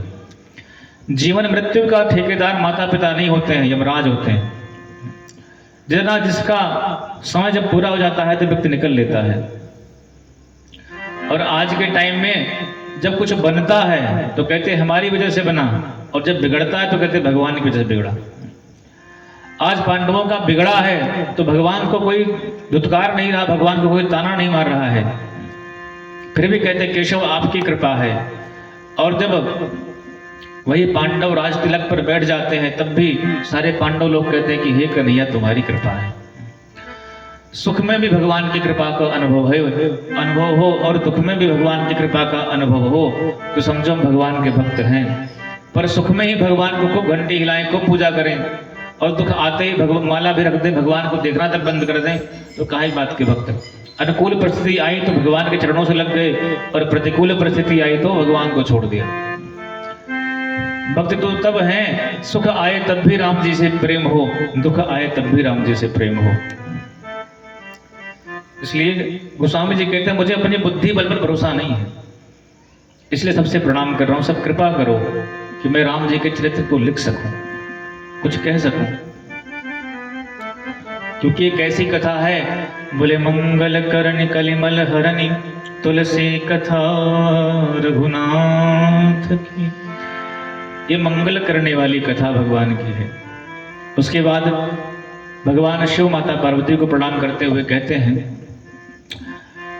कि गुरु पितु मातो महेश भवानी, गुरु पितु मातो महेश भवानी, गुरु पितु मातो महेश भवानी, प्रणवं दीन बंधु दिन दानी, प्रणवं दीन बंधु दिन दानी, अवधपुरी सेवक स्वामी सासिय पिय के, सेवक स्वामी निरुपधि सब विधि तुलसी के, हित निरुपधि सब विधि तुलसी की। बंधु अवध पुरी अति पावन, बंधु अवधि पुरी अति पावन, बंधु अवध पुरी अति पावन, बंधु अवधि पुरी अति पावन। आसर जो सरि कलि कलोसन सावन, सजो कलसन सावन, प्रणवो पुर नर नारी बहोरी, प्रणवो पुर नार बिहोरी। ममता जिन्ह पर प्रभु न थोरी, ममता जिन्ह पर न थोरी, ममता जिन्ह पर प्रभु न थोरी, ममता जिन्ह पर प्रभु न थोरी। गुरु पितु मातो महेश भवानी, गुरु पितु मातो महेश भवानी, प्रणवो दीन बंधो दिन दानी, प्रणवो दीन बंधु दिन दानी, प्रणवो दीन बंधो दिन दानी। गोस्वामी जी कहते हैं मैं गुरु और माता पिता स्वरूप भगवान शिव और माता भवानी को प्रणाम करता हूँ। यदि हम पर प्रसन्न हो तो हम पर कृपा करें, जिनको दिन अत्यधिक प्रिय हैं वो महादेव हम पर कृपा करें। और कहते हैं सेवक स्वामी सखा सिय पिय के, जिन रघुनाथ जी के वो सेवक भी हैं, स्वामी भी हैं और सखा भी हैं। ऐसे महादेव हम सब पर कृपा करें। उसके बाद अवधपुरी की वंदना करते हुए कहते हैं, ये बंदो अवधपुरी अधि पावन, सरजो सरी कलि कलुष नशावन। मैं उस अयोध्यापुरी की वंदना करता हूँ जिस अयोध्यापुरी में भगवान राम आए हैं, जहाँ सरजू मैया बहती हैं, जो कली के कलुषित प्राणियों के पापों को हरने वाली हैं। ऐसे श्री सरयू मैया की वंदना करी। अयोध्या के संतजन तो ऐसा कहते हैं कि अयोध्या की जो गलियां हैं ना, भगवान राम की नसें हैं। उन नसों में हम सब लोग विचरण करते हैं। और जो सरयू हैं, ये कौन है? बोले सरयू कोई और नहीं, साक्षात भगवान राम की करुणा है। देखो हमारे नेत्रों से दुख कब, आंसू कब निकलते हैं? मैं तो बहुत सुखी हूं तब निकलते हैं, और या बहुत दुखी हूं तब निकलते हैं। पर यह सरयू जी कौन है? हम पृथ्वी के मनुष्यों को देख करके भगवान ने प्रेम पूर्वक जब हम सब पर करुणा भई, हम सब पर दया भई, तब राम जी के नेत्रों से जो आंसू निकला, हम पृथ्वी वासियों को देख करके, अयोध्या वासियों को देख करके, वो करुणा ही सरयू के रूप में उपस्थित हो गई है। इसलिए सरजू जी भैया कभी स्नान करो, ये मन में भाव मत रखना कि मैं किसी नदी में, किसी पानी में स्नान कर रहा हूँ। सरयू स्नान करो तो ये सोचना कि मेरे राम के आंसू हैं। ये राम जी की कृपा है, राम जी की करुणा है। मैं भगवान राम की करुणा में स्नान कर रहा हूं। ऐसे सरयू मैया की महिमा है। भगवान हम सब पर बड़ी, भगवान राम की हम अयोध्या वासियों पर बड़ी करुणा है भैया। भगवान कहते हैं कि अति प्रिय मोहि यहाँ के वासी, मम धाम दापुरी सुख राशि। ये अयोध्यावासी मुझे अति प्रिय है। ऐसे अयोध्या की वंदना करी, अवधपुर के नर नारियों की वंदना करी भगवान श्री गोस्वामी जी ने। और कहते हैं कौशल्या माता, सुमित्रा मैया और कैकेयी मैया की वंदना करी। और फिर कहते हैं बंदो अवध भुवाल, सत्य प्रेम जहिरान पद, बिछुरत दीन दयाल, तन तृण इव परिहर्यो। मैं उन दशरथ जी को प्रणाम करता हूँ जो भगवान राम के वियोग को सह नहीं सके और तिनके के समान इस प्राण को त्याग दिया। उन भरत जी महाराज, इन दशरथ जी को मैं प्रणाम करता हूँ। फिर जनक जी की वंदना करी कि परनौ परिजन सहित विदेहो, प्रणवौ परिजन सहित विदेहो, सहित विदेहो, जाहि राम पद गूढ़ स्नेहो, जाहि राम अंत स्नेहो, जोग भोग राख्यो कोई, जोग भोग राख्यो कोई, राम बिलोकत प्रगटत सोई, राम बिलोकत प्रगटत सोई। प्रणवो प्रथम भरत के चरना, प्रणवो प्रथम निधन चरना, जासु नेम व्रत जाहि वरना, जासु नाम व्रत जाहि वरना, राम चरण पंकज मन जासु, राम चरण पंकज मन जासु, लुध मधुप इव तजै न पासु, लुध मधुप इव तजै न पासु।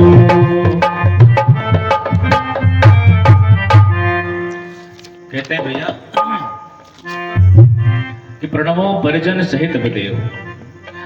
मैं महाराज जनक के परिजन सहित प्रणाम करता हूं, जिन्हें जनक जी के वंश में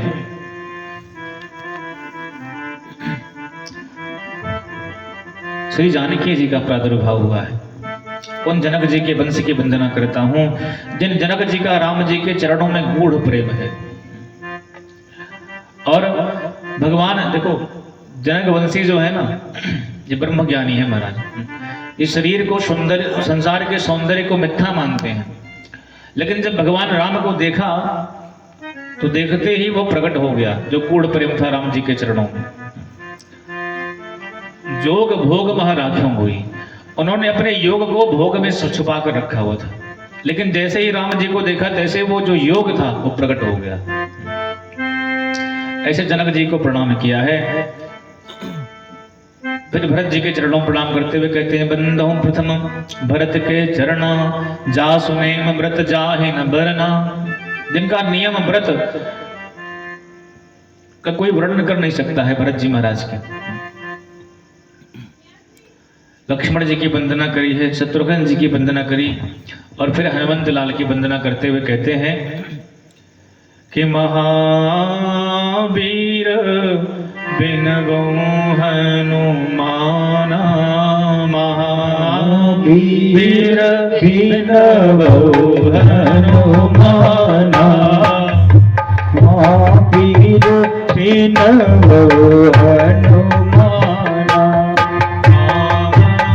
जासु जस आप बखाना, राम जसु जस आप बखाना, महावीर बिनबो हनुमाना, महावीर बिनबो हनुमाना।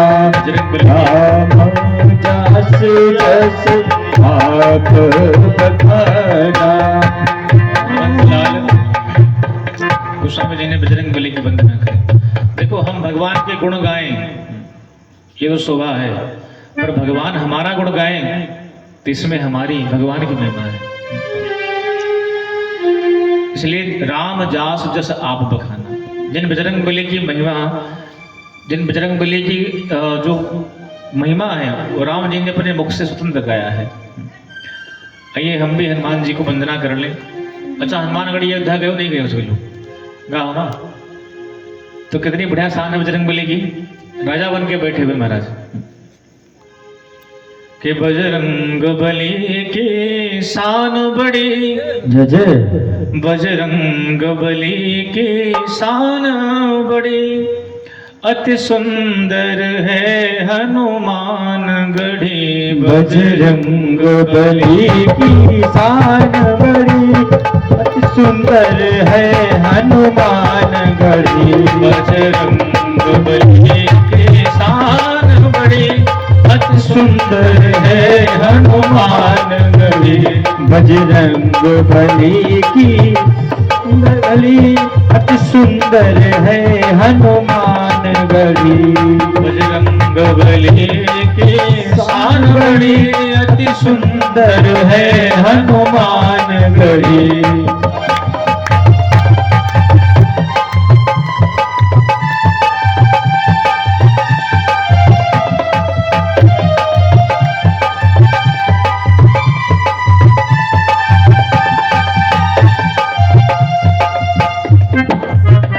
क्या कहते हैं? बजरंग बली की शान बड़ी, अति सुंदर है हनुमान गढ़ी। और वास्तव में हनुमान गढ़ी बड़ी सुंदर है भैया। श्री राम गरीब निवाजा है, श्री राम गरीब निवाजा है, श्री राम गरीब निवाजा है, श्री राम गरीब निवाजा है। हनुमत कलयुग के राजा है, हनुमत कलयुग के राजा है। रमणीक प्रतीक प्रधान मणि, रमणीक प्रतीक प्रधान मणि, अति सुंदर है हनुमान गढ़ी। बजरंग बली की शान बड़ी, अति सुंदर है हनुमान गढ़ी।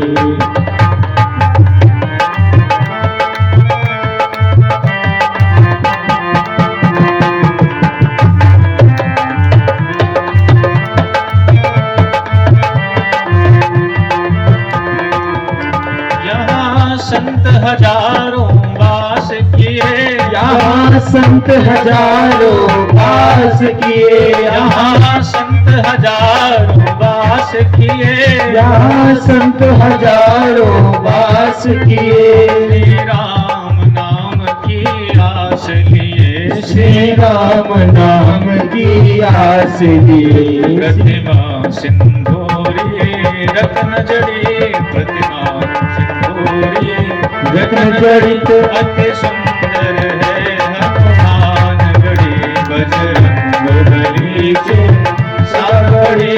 अति सुंदर है हनुमान गढ़ी, बड़ी अति सुंदर है हनुमान गढ़ी। नित भजन होत साधु सेवा, निति भजन होत साधु सेवा। नित भजन होत साधु सेवा, नित भजन होत साधु सेवा। मन वांछित फल मुक्ति मेवा, मन वांछित फल मुक्ति मेवा। लगी रामचरित की अबदन ही, रवि रामचरित की अमृत झड़ी अति सुंदर है हनुमान गढ़ी, बजरंग बली की शोभा बड़ी अति सुंदर है हनुमान गढ़ी। बजरंग बली की शान बड़ी अति सुंदर है हनुमान। रंग बली की शोभा बड़ी अति सुंदर है हनुमान गढ़ी। अति सुंदर है हनुमान, अति सुंदर है हनुमान गढ़ी। अति सुंदर है हनुमान गढ़ी। बजरंग बली की जय हो। भैया इस कलयुग के और पूरी अयोध्या के राजा तो हनुमान जी महाराज ही हैं।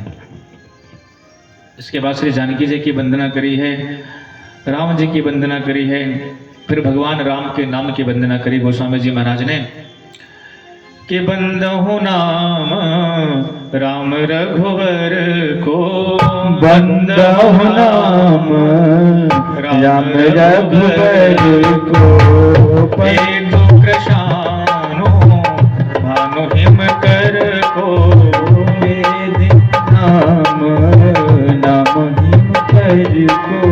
आहे तो कृशानु भानु हिम कर को, वेद प्रसाम वेद हिम कर को।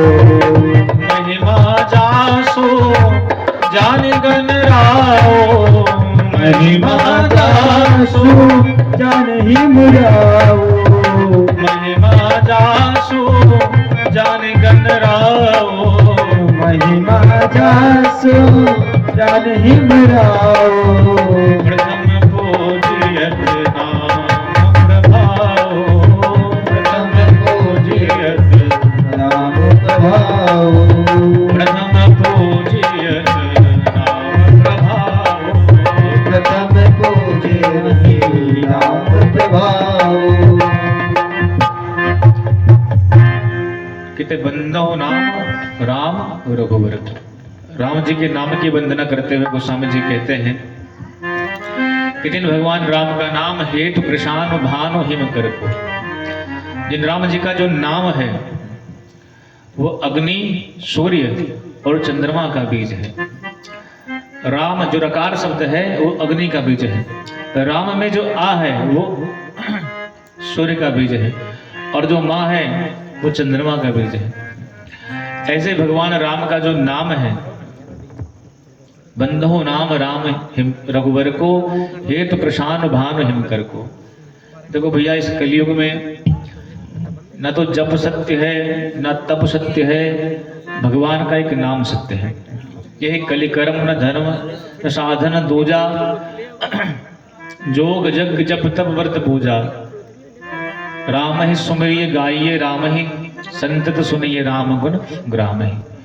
एक राम जी का नाम ही है जो इस कलिकाल में सत्य है, बाकी कुछ सत्य नहीं है। तो राम नाम ही, देखो हम भगवान को पकड़ नहीं सकते हैं। कोई कहे हम भगवान को पकड़ लेंगे तो कभी नहीं पकड़ पाएंगे, पर पकड़ना है तो भगवान के नाम को पकड़िए। जैसे किसी व्यक्ति को हम बंदी बना लें तो कुछ दिन तो हमारे पास वो रहेगा, कितना भी प्रिय हो, पर कुछ दिनों के बाद हमसे बोर हो जाएगा, कहेगा महाराज यही एक कमरे में बिठाए रहते हो, न कहीं घुमाओ न टहलाओ, बस इसी कमरे में बिठाए हुए हो। अब जरा हमको घूमने टहलने दो कहीं। अगर इस बात को अगर आपको कहीं देखना है ना तो आप जेल में जाइए, उन कैदियों से पूछिए आपको अच्छा लगता है जेल में, तो यही कहेंगे बस इसी जेल के अंदर बैठे रहते हैं, न कुछ काम न धाम, बस यहाँ बैठे रहो, बैठे बैठे पूरा दिन कट जाता है, बोर हो जाते हैं। पर उसी कैदी की जब पेशी होती है हर महीने में, तो पेशी पर पहुंच जाता है, खुशी खुशी पहुंच जाएगा और अपना दस्तखत करके चला आएगा। क्यों? क्योंकि उस पेशी में एक दिन के लिए जाने में उसको कोई कष्ट नहीं है, पर आजीवन कारावास उसके लिए मृत्यु के समान है। उसी प्रकार से भगवान को पकड़ पाना बड़ा कठिन है। जैसे कैदी के नाम का जब संबंध आता है तो कैदी आता है जेल में, बार बार आकर के मिलता है पेशी पे, वैसे भैया भगवान को पकड़ना बड़ा कठिन है। पर यदि भगवान के नाम को पकड़ लिया तो बार बार पेशी देने आएंगे। जितनी बार भक्त पुकारेगा उतनी बार राम जी आएंगे। एक बार नहीं, 1000 बार पुकारो 1000 बार आएंगे। इसलिए इस संसार में कुछ पकड़ो मत पकड़ो, पर राम जी के नाम को जरूर पकड़ो। जिसको जो नाम अच्छा लगता हो, राम का, कृष्ण का, शिव का, दुर्गा का, जिसमें आपकी श्रद्धा हो उस नाम को पकड़िए, क्योंकि नाम ही आपको समस्त विकारों से दूर कर देगा। समस्त दुखों से दूर करने की जो सामर्थ्य है भगवान के नाम में है। इसलिए नाम बड़ा मधुर है प्रभु का। इसलिए प्रेम से भगवान के नाम का को लिया जाए। और दूसरी बात है कि इस कलयुग में जितने साधन है ना, उन सबका सार ही राम नाम है।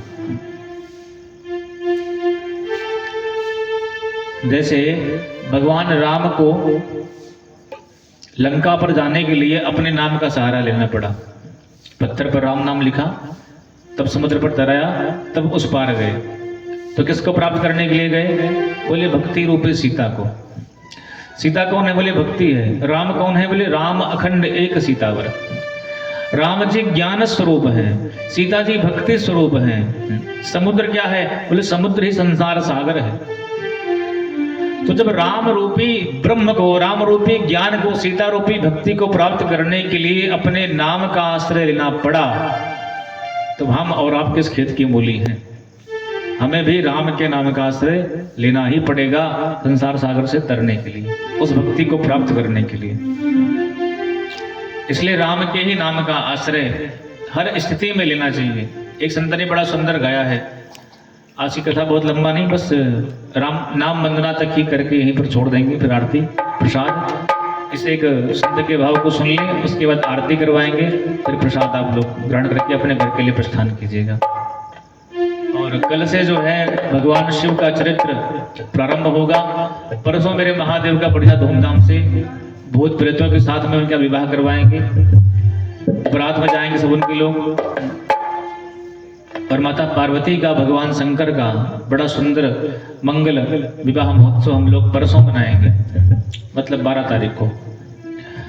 तो आज बस इस भाव को सुन के फिर आरती प्रसाद दिया, आरती बना लियो।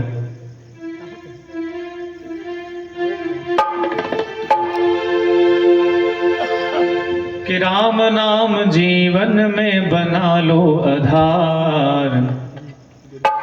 हाँ राम जीवन में राम नाम बना लो आधार। कलयुग में कहते इसे सारों का सार, कलयुग में कहते इसे सारों का सार। जीवन में राम नाम बना लो आधार, जीवन में राम नाम बना लो आधार।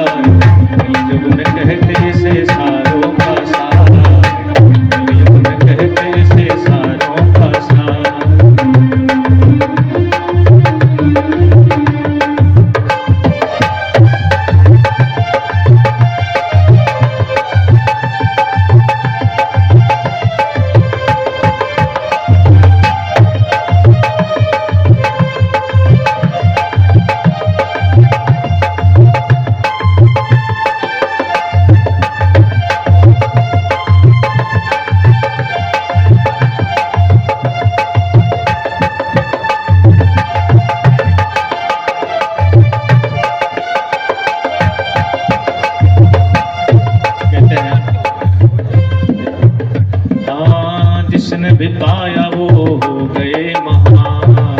जिसने भी पाया हो मोह गया महान। तुलसी सूर कबीरा ने पाया है ज्ञान, इसी सूर कबीरा ने पाया है प्यार। सबरी पर किया श्री राम ने उपकार, हाँ सबरी पे किया है श्री राम ने उपकार। सबरी पे किया श्री राम ने उपकार, हाँ सबरी पे किया श्री राम ने उपकार। कलयुग में कहते इसे सारों का सार, कलयुग में कहते श्री सारों का सार। जीवन में राम नाम बना लो आधार, हाँ जीवन में राम नाम बन लो आधार। कलयुग में कहते इसे सारों का सार, कलयुग में कहते से सारों का सार। कलयुग में कहते इसे सारों का सार, कलयुग में कहते से सारों का सार। गणिका गीत अजामिल से पायो है तार, गणिका गीत अजामिल से पाया है तार। गणिका गीत अजामिल से पापी है तारे, गणिका गीत अजामिल से पापी है तारे। नाम के प्रभाव से अहिल्या भई पार, नाम के प्रभाव से हो गए पवित्र देखो जान संसार, हो गए पवित्र देखो जान संसार। कलयुग में कहते इसे सारों का सार, कलयुग में कहते इसे सारों का सार। जीवन में राम नाम बना लो आधार, जीवन में राम नाम बना लो आधार। कलयुग में कहते इसे सारों का सार।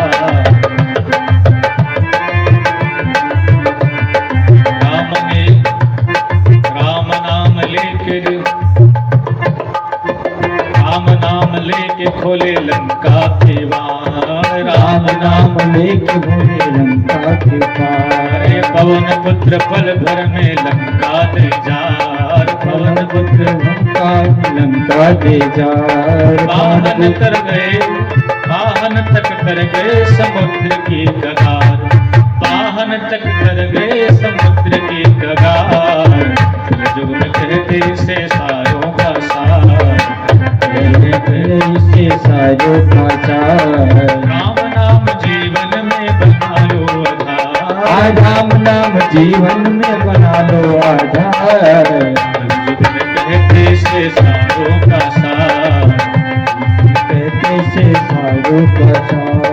कलयुग में कहते इसे सारों का सार, इसे सारों का सार। कलयुग में कहते इसे सारों का सार।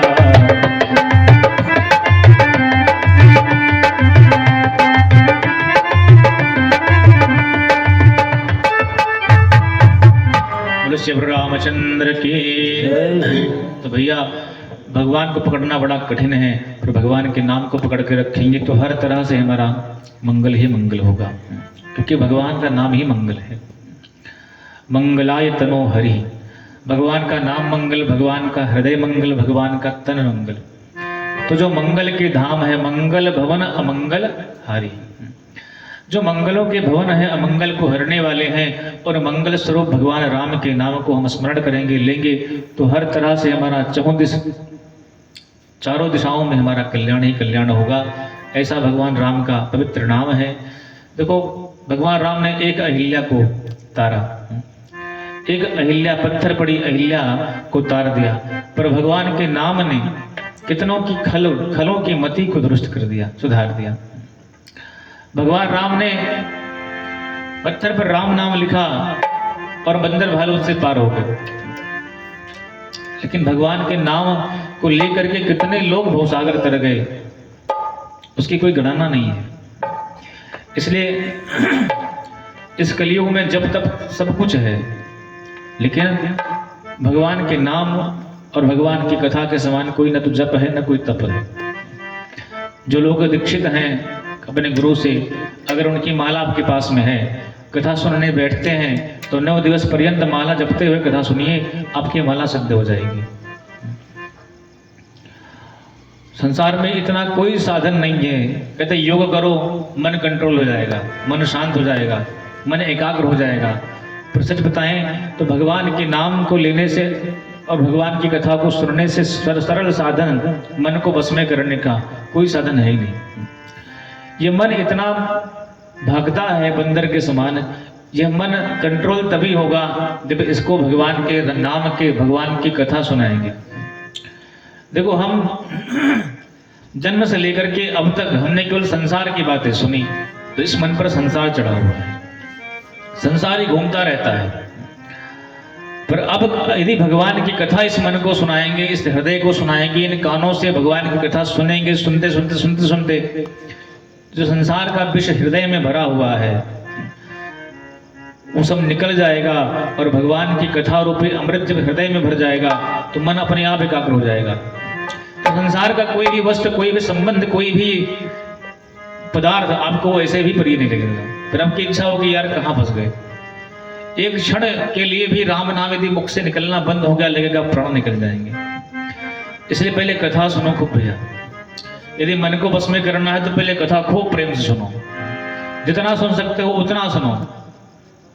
सुन सुन के जब ये मन आप भगवान की कथा का रसिक बन जाएगा तब भगवान की माला लेकर के बैठो और तब ये भागना बंद कर देगा। तब भगवान के मन में भगवान की कथा में भगवान के नाम में आपका मन लगेगा। इसलिए अनंत जन्मों से जो संसार विषय मन पर चढ़ा हुआ है इसको उतारने के लिए देखो, विष को उतारने के लिए विषस्य विषम औषधम, विष को उतारने के लिए विष की ही दवा दी जाती है। वैसे संसार के विष को उतारना है तो राम के चरित्र को सुनाओ, संसार का विष स्वतः उतर जाएगा। 2 मिनट भगवान के नाम का कीर्तन, फिर आरती, फिर प्रसाद, उसके बाद आप सभी लोग अपने घर के लिए प्रस्थान करेंगे। बहुत बहुत धन्यवाद इतनी संख्या में आने के लिए आप सबका।